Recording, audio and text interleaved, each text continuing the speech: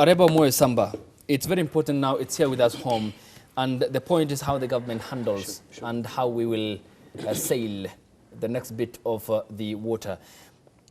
Do you think that this need, and how important will that be in the case of, say, perhaps the decisiveness, the well thought out, the expertise opinion the government must accord Kenyans in this time of need because there are concerns, and how properly will the government message that to convey the proper information to the Kenyan public?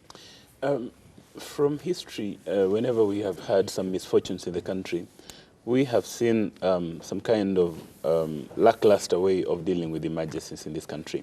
You remember all from the Westgate issues, the plane crashes we've had, and how the government has always responded.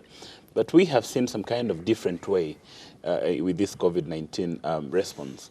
We have seen the head of state himself take an active role because it's a real threat. You know, rarely do we see the head of state coming out and marshalling his troops in the cabinet and in government over a weekend to make a response to such an issue. So I'll give it to them, first of all, for the quick response.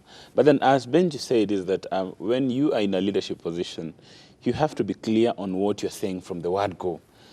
I don't know, as Benji said, whether CS Macharia still will stand with the words which he said 2 weeks ago with regard to Ali.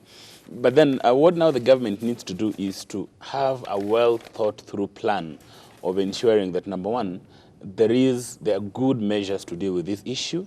Number two, the country stays afloat. I saw this morning somebody on Twitter saying, hey, you guys are quickly saying that the government is coming to a shutdown. Lucky you, those people who have jobs. For those who feed from hand to mouth, it's going to be a lockdown. But I told them, look, wait, I'm an advocate. But then I'm already suffering. I don't know from the studio where I'm going. You can see my senior here.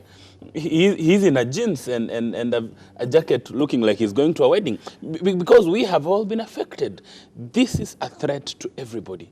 It doesn't matter who you are in the society. This is a real threat. So it's not about which class of people you are or where you fall in the pyramid. So the government needs to also get a way of balancing about the economic interests and the social well-being of the people of this country. But hey, people out there, be safe. This is a real threat.